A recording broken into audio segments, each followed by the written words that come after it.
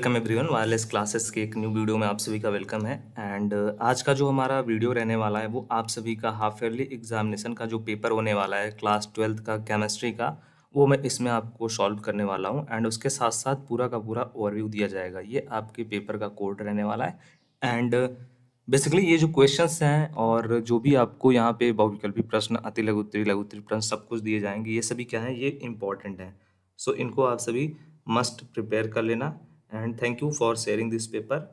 सबसे पहले हम देखते हैं, यहाँ पे आप सभी को दिया गया है टाइमिंग 3 घंटे का। एंड उसके साथ जो पूर्णांक दिया हुआ है वो 70 मार्क्स का है। ठीक है, टाइमिंग कितना है, 3 घंटे का है। एंड यहाँ पे देखो नोट में दिया गया है, आपको कुछ इंस्ट्रक्शन दिया गया है, उसको आपको क्या करना है, उसको आपको मस्ट फॉलो करना है। इंस्ट्रक्शन को आप सभी को जरूर से एक बार जो है पढ़ लेना है। एंड ये जो पेपर शेयर किया है वो पीयूष ने शेयर किया है। So thank you Piyush for sharing this paper. And आप सभी के भी जो एग्जामिनेशन कंप्लीट हो गए हैं उनका आप पीडीएफ हमारे साथ शेयर कर सकते हैं, क्योंकि यहाँ पे आपको सभी कंटेंट फ्री में देखने को मिलेगा। एंड सब्सक्राइब ऑलरेडी कर रखा है आपने, मुझे पता है। जिन्होंने नहीं किया है उनको नोटिफिकेशन नहीं मिल रहा होगा। फर्स्ट नंबर जो क्वेश्चन है वो आपको दिया गया है यहाँ पे, निम्नलिखित प्रश्नों में सही विकल्प चुन करके आपको अपनी जो भी उत्तर पुस्तिका है, आंसर बुक है, उसमें आपको लिखना है।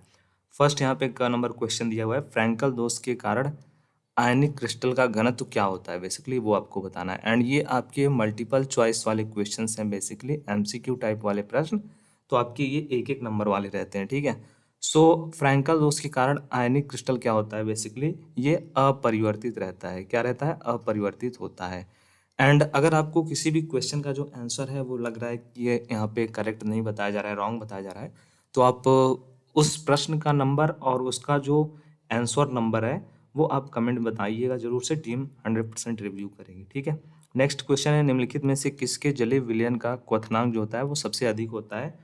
सो वो होता है यहाँ पे 1% NaCl2। सोडियम क्लोराइड का जो क्वथनांक होता है वो सर्वाधिक होता है। ऑप्शन नंबर बी हमारा सेकेंड है।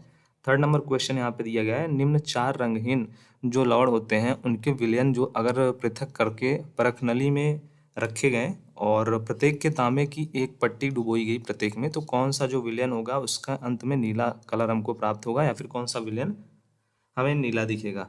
सो करेक्ट आंसर क्या है, ये यहाँ पे दिया गया है AgNO3। ठीक है, फोर्थ नंबर क्वेश्चन यहाँ पे दिया गया पर्पिल ऑफ कॉसियस है। ठीक है, सो पर्पिल ऑफ कॉसियस क्या होता है, AU सॉल। क्या है, AU sol. Correct answer option number हमारा बी होगा। ठीक है, नेक्स्ट यहाँ पे क्वेश्चन दिया गया है आपका MCQ, निम्नलिखित में से किसकी अवक्रिया से फास्फोरस से फास्फीन बनाया जाता है। बेसिकली फास्फोरस से फास्फीन किसके द्वारा बनाया जाता है, किस रिएक्शन के द्वारा यूज करके। सो इसका करेक्ट आंसर क्या होगा, इसका करेक्ट आंसर होगा कार्बन डाइऑक्साइड। ऑप्शन नंबर हमारा जो थर्ड है वो करेक्ट होगा। लास्ट MCQ टाइप क्वेश्चन, निम्नलिखित में अनुचुंबकीय यौगिक है। सो जो अनुचुंबकीय यौगिक है वो कौन सा है, ferrous sulphate, FeSO4। Option number हमारा 3 करेक्ट होगा। तो ये थे आपके टोटल में भी 6 मल्टीपल चॉइस क्वेश्चन, और ये एक एक नंबर वाले थे। उसके बाद जो आपका सेक्शन स्टार्ट होता है वो होता है आपका अति लघु उत्तरीय प्रश्न का सेक्शन। ठीक है, अति लघु उत्तरीय प्रश्न जो है वो सभी 2-2 नंबर वाले रहने वाले हैं। एंड यहाँ पे आप देख सकते हो सेकेंड नंबर क्वेश्चन के अंतर्गत टोटल आपके जो क्वेश्चंस हैं वो 4 रहने वाले हैं। ठीक है, तो 4 क्वेश्चंस यहाँ पे अति लघु उत्तरीय सेक्शन में रहने वाले हैं आपके 2-2 नंबर वाले। टोटल इस सेक्शन से 8 नंबर आपको मिलेगा। क्वेश्चन का लेवल आप देख सकते हो, सोडियम क्लोराइड की एकक सेल का आयतन अगर इतना है तो आपको सोडियम क्लोराइड की एकक सेल के घनत्व की आपको गणना करनी है, कैलकुलेशन करना है। ठीक है, सेकंड नंबर क्वेश्चन देखो, यहाँ पे ख नंबर दिया गया है, चीनी के सीरे के 214.2 ग्राम में 34.2 ग्राम चीनी है। चीनी के सीरे की मोललता जो है वो क्या होगी। ठीक है, ये यहाँ पे आपको दिया गया है, फाइंड करना है। थर्ड नंबर क्वेश्चन दिया गया, जलीय विलयन में HgCl2 एंड SnCl2 दोनों एक साथ नहीं रह सकते हैं, उसका कारण आपको बताना है, उसका क्या रीज़न है कि ये दोनों साथ में नहीं रह सकते हैं। ठीक है, ऐसे ही आप देख लो, फोर्थ नंबर क्वेश्चन भी दिया हुआ है। फिर उसके बाद जो आपका थर्ड नंबर क्वेश्चन यहाँ पे दिया गया है उसके अंदर भी आपको 4 क्वेश्चन दिए गए हैं बेसिकली। और ये सभी जो क्वेश्चंस है वो कैसे हैं, ये सभी जो क्वेश्चंस हैं वो 2-2 नंबर वाले हैं, मतलब 2 नंबर वाले आपको यहाँ पर भी 4 क्वेश्चन, तो आपका ये वाला सेक्शन भी 8 नंबर का। ठीक है, क्वेश्चन आप देख सकते हो, ठोस धातु की तुलना में जो धातु चूड़ होता है प्रभावी उत्प्रेरक होता है, क्यों होता है, उसका रीजन बताना है। एंड उन 2 विषैली गैसों के नाम लिखना है जो क्लोरीन गैस से बनाई जाती हैं। ठीक है। अगर आपको किसी भी पेपर का जो है फुल सोल्यूशन चाहिए तो आप कमेंट करिएगा, उस पेपर के जितने भी क्वेश्चन रहेंगे उसका फुल सोल्यूशन आपके लिए चैनल पर अपलोड कर दिया जाएगा। सेकंड, यहाँ पे देखो जो सेक्शन रहता है वो आपका रहता है लघु उत्तरीय प्रश्न फर्स्ट, एंड इसके अंदर जो आपके क्वेश्चंस रहेंगे वो 3 नंबर वाले रहने वाले हैं। ठीक है, देखो यहाँ पे 4th नंबर क्वेश्चन में देखो 1 क्वेश्चन, 2 क्वेश्चन एंड 3 क्वेश्चन, फिर उसके बाद आपका 4 क्वेश्चन दिया हुआ है टोटल। ठीक है, सो लघु उत्तरीय जो आपका सेक्शन है फर्स्ट, उसमें ओवरऑल 4 क्वेश्चन रहेंगे और ये जो क्वेश्चंस हैं वो सभी 3 नंबर वाले रहेंगे, तो टोटल आपको 12 नंबर यहाँ पे मिलने वाले हैं इस सेक्शन से, लघु उत्तरीय प्रश्न फर्स्ट से। क्वेश्चन आप देख सकते हो यहाँ पे दिया हुआ है, धात्विक स्वर्ण क्रिस्टल आकृति में घन जालक केंद्र है, सोने के 2.0 ग्राम में इकाई सेलों की अनुमानित संख्या क्या होती है? सोने का जो परमाणु भार है वो 97 है। ठीक है, ऐसे ही आपके यहाँ पे अदर क्वेश्चंस भी दिए गए हैं। 4th नंबर क्वेश्चन में आप देखो 2 क्वेश्चन दिया गया है, कॉपर सल्फेट के जलीय विलयन में लोहे की छड़ डालने पर विलयन का रंग जो होता है वो नीला रंग धीरे धीरे क्यों गायब हो जाता है, उसका रीजन आपको बताना है। एंड सेकंड आपको क्वेश्चन बताना है, लोहा कॉपर सल्फेट विलयन से कॉपर विस्थापित करता है परंतु प्लेटिनम कॉपर को विस्थापित नहीं कर सकता है, उसका रीजन आपको बताना है। ठीक है, सो इस प्रकार का आपका रहने वाला है। 4th नंबर क्वेश्चन में देखो दिया है, उन उत्प्रेरक के नाम लिखिए और गुण लिखिए जिसका उपयोग निम्नलिखित का निर्माण करने में होता है। देखो सल्फर डाइऑक्साइड का हाइड्रोजन सल्फेट में परिवर्तन, एंड यहाँ पे N2 का S2, N2H2 का NHO3 में परिवर्तित होना। ठीक है, सो ये आपको डिफाइन करना है। उसके बाद जो आपका लास्ट सेक्शन से पहले एक और सेक्शन रहता है, वो आपका रहता है अति लघुत्तरीय प्रश्न 2 का सेक्शन। अति लघुत्तरीय प्रश्न 2 जो रहता है, इसमें जो आपके क्वेश्चंस रहेंगे वो 4 मार्क्स वाले रहने वाले हैं। इससे पहले आपके थे कौन से, लघु उत्तरीय प्रश्न 1, उसमें जो क्वेश्चन थे वो 3 नंबर वाले थे।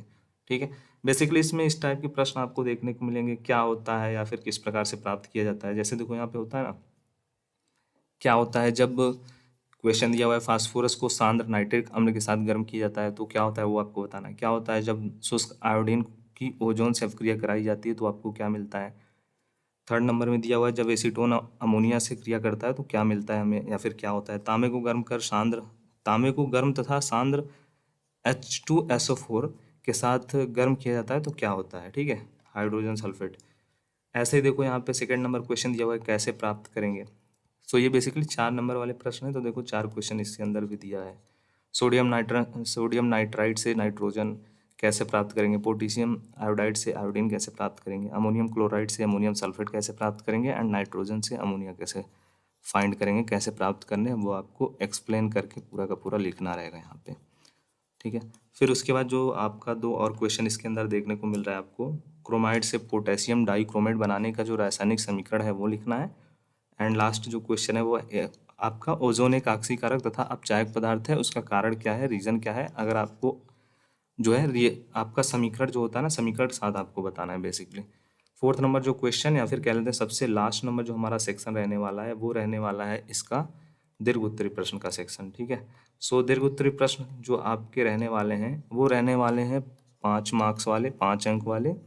एंड इसमें आप देख सकते हो आपको एडवांटेज ये मिलेगा, टोटल यहाँ पे आपको जो क्वेश्चंस दिए गए हैं वो 8 क्वेश्चन दिए जाएंगे, टोटल 8 क्वेश्चन दिए जाएंगे, लेकिन आपको सॉल्व करना रहेगा केवल 4 क्वेश्चन को। मतलब यहाँ पे 4 क्वेश्चन को सॉल्व करने के बाद आपको दीर्घ उत्तरीय प्रश्न का जो सेक्शन है उससे 20 मार्क मिलने वाले हैं। ठीक है, क्वेश्चन देख सकते हो आपको यहाँ पे दिया गया है, 5th का क एंड ख दिया हुआ है। ठीक है, तो देखो क में कितना दिया हुआ है, एक क्वेश्चन ये रहा, दूसरा क्वेश्चन ये रहा, बीच में अथवा दिया गया है। मतलब इन 2 क्वेश्चंस में से जो क नंबर क्वेश्चन में 2 क्वेश्चन दिया गया है, इन दोनों में से किसी एक क्वेश्चन का आपको आंसर लिखना रहेगा। अथवा का मीनिंग ये होता है बेसिकली। सेकंड जो हमारा ख दिया हुआ है, क्वेश्चन नंबर ख, उसमें भी आप देखो 2 क्वेश्चन दिए गए हैं। ठीक है, यहाँ पे दिया हुआ है हार्डी-सुलज़न नियम का उल्लेख कीजिए। इस नियम का आपको एक उदाहरण दे करके आपको समझाना है, या फिर आपको अथवा दिया गया है। अथवा में दिया गया है ओस्टवाल्ड विधि द्वारा अमोनियम नाइट्रेट के निर्माण का आपको रासायनिक समीकरण एवं चित्र सहित वर्णन करना है। अमोनियम नाइट्रेट जो होता है कि फास्फोरस, कॉपर एंड सल्फर तथा आयोडीन के साथ अपक्रिया का रासायनिक समीकरण लिखना है आपको बेसिकली। 5 नंबर वाला प्रश्न है तो थोड़ा बहुत आपको लॉन्ग में देखने को मिलेगा। ये इसी प्रकार का आपको आगे भी क्वेश्चन देखने को मिल रहा है, सो आप इन क्वेश्चन को आप नोट कर लो। एंड व्हाट्सअप का जो चैनल है उसको फॉलो कर लीजिए, वहाँ पे पीडीएफ्स भी शेयर कर दिए जाएंगे आपके लिए। एंड कमेंट बॉक्स में अगर आपको किसी अन्य सब्जेक्ट का चाहिए पेपर्स तो आप ज़रूर से कमेंट करना। टीम 100% हेल्प करेगी। कोई भी डाउट है तो भी आप कमेंट बॉक्स का यूज़ कर सकते हैं। एंड सभी को रिक्वेस्ट है, अगर आपने सब्सक्राइब नहीं किया है तो कर लेना। ज़्यादा से ज़्यादा छात्रों तक शेयर कीजिए।